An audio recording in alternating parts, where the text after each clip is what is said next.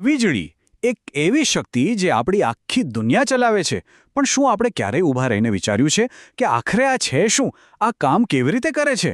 બસ આ જ સવાલોના જવાબ આપણે આજે શોધવાના છીએ.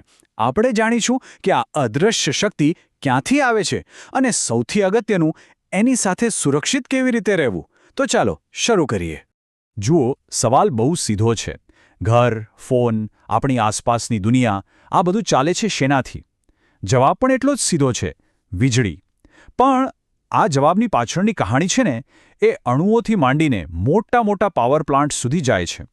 તો ચાલો આખી સફર પર નીકળીએ અને એક પછી એક પડદા ઉઠાવીએ. તો સૌથી પહેલાં એકદમ પાયાની વાત. આ વીજળી એટલે કે ઇલેક્ટ્રિસિટી છે શું? કોઈ જાદુ નથી હો. આ તો છે શુદ્ધ વિજ્ઞાન, અને એની પાછળ છે નાના નાના કણ, જેને આપણે ઇલેક્ટ્રોન કહીએ છીએ. ચાલો જોઈએ કે આ સૂક્ષ્મ કણો આખી દુનિયાને કેવી રીતે અજવાળે છે. તો બહુ સરળ શબ્દોમાં કહીએ તો વીજળી એટલે બીજું કંઈ નહીં પણ ઇલેક્ટ્રોનનો પ્રવાહ. હા, બસ આટલું જ. જરા કલ્પના કરો, જાણે કે એક નદી વહી રહી છે, પણ એમાં પાણીના ટીપા નથી. એમાં તો અબજો ખરબો નાના નાના ઇલેક્ટ્રોન એકસાથે એક જ દિશામાં દોડી રહ્યા છે. બસ આ જ છે વીજળી. હવે આ ઇલેક્ટ્રોનની નદીને વહેવા માટે કોઈ રસ્તો તો જોઈશે, બરાબર ને?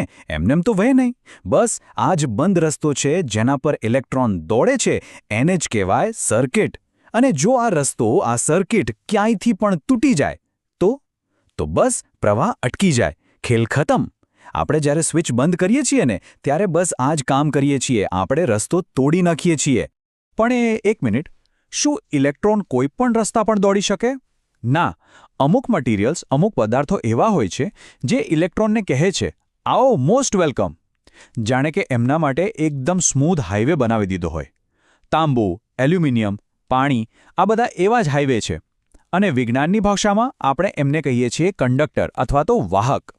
સારું, જો કંડક્ટર હાઈવે છે તો પછી સ્પીડ બ્રેકર કે સ્ટોપ સાઇન પણ હશે જ ને? બિલકુલ. આ છે ઇન્સ્યુલેટર્સ.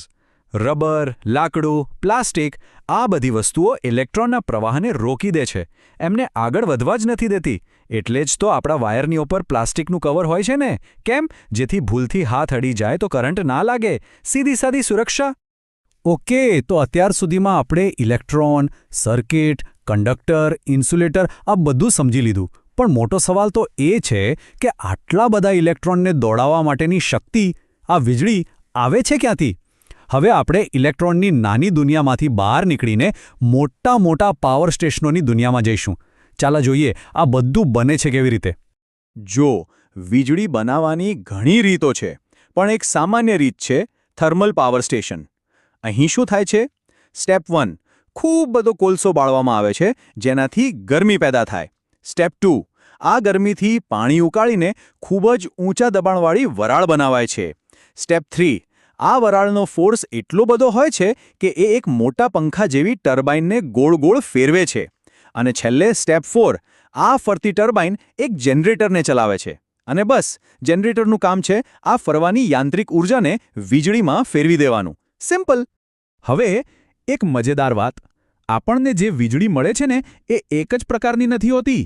એના મુખ્ય 2 પ્રકાર છે, એસી અને ડીસી. હા, આ નામ કદાચ સાંભળ્યા જ હશે. પણ આ બંને વચ્ચે ફરક શું છે? અને આ જાણવું કેમ જરૂરી છે? ચાલો સમજીએ. સમજવું બહુ સહેલું છે. ડીસી એટલે કે ડાયરેક્ટ કરંટ એક સીધી લીટીમાં ચાલે છે, એક જ દિશા, પોઝિટિવથી નેગેટિવ. બસ. આપણી બેટરી કે મોબાઈલના ચાર્જરમાં જે કરંટ હોય છે એ ડીસી છે. હવે એની સામે છે એસી એટલે કે ઓલ્ટરનેટિંગ કરંટ. આ થોડો અલગ છે. એ સતત પોતાની દિશા બદલતો રહે છે, આગળ પાછળ, આગળ પાછળ. આપણા ઘરમાં જે પ્લગ પોઈન્ટમાંથી વીજળી આવે છે એ એસી હોય છે. તો આ બંને વચ્ચેના મુખ્ય તફાવતો પર એક નજર કરીએ. પહેલું, ટ્રાન્સમિશન. એસી કરંટને બહુ લાંબા અંતર સુધી સહેલાઈથી મોકલી શકાય છે, એટલે જ પાવર પ્લાન્ટથી આપણા ઘર સુધી એસી આવે છે. બીજું, વોલ્ટેજ. એસીનો વોલ્ટેજ ઓછો વધતો કરવો બહુ સહેલો છે. ઉપયોગની વાત કરીએ તો, જેમ મેં કહ્યું, ઘરોમાં એસી અને બેટરીવાળા ઉપકરણોમાં ડીસી વપરાય છે. અને હા, આંચકાની વાત, આમ તો બંને ખતરનાક છે, પણ ડીસીનો આંચકો વધુ ગંભીર હોઈ શકે છે કારણ કે એ સ્નાયુઓને જકડી રાખે છે. સારું, અત્યાર સુધી આપણે વીજળીના વિજ્ઞાન અને એના પ્રકારોની વાત કરી. પણ એક પાસું એવું છે જેને આપણે જરા પણ હળવાશથી ન લઈ શકીએ, અને એ છે સુરક્ષા. વીજળી એક વરદાન છે, પણ જો સાવચેતી ન રાખીએ તો એ જીવલેણ પણ બની શકે છે. તો હવે ઇલેક્ટ્રિક શોક એટલે કે વીજળીના આંચકાના જોખમો વિશે વાત કરવી ખૂબ જ જરૂરી છે. પણ ક્યારે વિચાર્યું છે કે આપણને વીજળીનો આંચકો લાગે જ કેમ?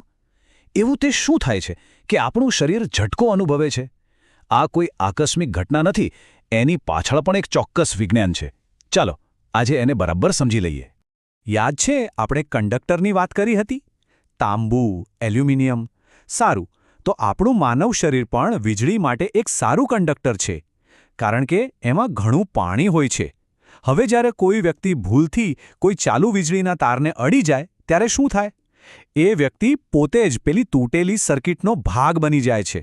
વીજળી એના શરીરમાંથી પસાર થઈને જમીનમાં ઉતરવાનો રસ્તો શોધી લે છે. અને બસ આ જ પ્રવાહ શરીરમાંથી પસાર થયો એ છે ઇલેક્ટ્રિક શોક. અને આવા અકસ્માત થવાના કારણો મોટાભાગે આપણી આસપાસ જ હોય છે. જેમ કે વાયર ઉપરનું પ્લાસ્ટિક કવર એટલે કે ઇન્સ્યુલેશન તૂટી ગયું હોય, ઘરમાં પ્રોપર અર્થિંગ ન હોય, સ્વિચબોર્ડમાં ક્યાંક વાયર ઢીલા હોય, અથવા તો ક્યારેક આપણે ભૂલથી ચાલુ લાઇનના તારને અડી જઈએ. એક જ સોકેટ પર વધારે પડતો લોડ આપી દેવો. આ બધી નાની નાની લાગતી ભૂલો ગંભીર પરિણામ લાવી શકે છે. પણ ડરવાની જરૂર નથી. સૌથી સારી વાત એ છે કે વીજળીથી થતા મોટા ભાગના અકસ્માતોને આપણે રોકી શકીએ છીએ. કેવી રીતે? બસ થોડા સરળ અને જરૂરી નિયમોનું પાલન કરીને. આપણી સુરક્ષા આપણા જ હાથમાં છે. તો ચાલો એવા જ કેટલાક સૌથી મહત્વના નિયમો પર એક નજર નાખીએ. સૌથી પહેલો અને સૌથી અગત્યનો નિયમ. એક ગાંઠ વાળી લો. પાણી અને વીજળી આ બંને દુશ્મન છે. એમને ક્યારેય ભેગા ન થવા દેવાય. એટલે કે ભીના હાથે ક્યારેય ભૂલથી પણ કોઈ સ્વિચ કે ઇલેક્ટ્રિક સાધનને અડવું નહીં. આ એક નાની ભૂલ બહુ મોંઘી પડી શકે છે. નિયમ નંબર 2. ઘરમાં ક્યાંય પણ કોઈ સ્વિચ તૂટેલી દેખાય, કોઈ પ્લગ ઘસાઈ ગયેલો દેખાય કે કોઈ વાયર ખુલ્લો દેખાય તો એને અવગણશો નહીં. એને પછી કરાવી લઈશું પર ન છોડો. એ એક ખુલ્લું આમંત્રણ છે અકસ્માતને. એને તરત જ તાત્કાલિક રિપેર કરાવો અથવા તો બદલી નાખો. ત્રીજો અને ખૂબ જ મહત્વનો નિયમ, અર્થિંગ. આપણા જે ઇલેક્ટ્રિક સાધનો છે, જેમ કે ફ્રિજ, વોશિંગ મશીન, ગીઝર, એ બધાના મેટલ ભાગોનું પ્રોપર અર્થિંગ થયેલું હોવું જ જોઈએ. અર્થિંગ એક સેફટી વાલ્વ જેવું છે. જો ક્યારે કોઈ સાધનમાં કરંટ લીક થાય તો અર્થિંગ એ વધારાના કરંટને સીધો જમીનમાં ઉતારી દે છે અને આપણને ભયંકર આંચકાથી બચાવી લે છે. એ ખરેખર એક જીવનરક્ષક છે. અને ચોથો નિયમ, જે કદાચ કોઈની જિંદગી બચાવી શકે છે.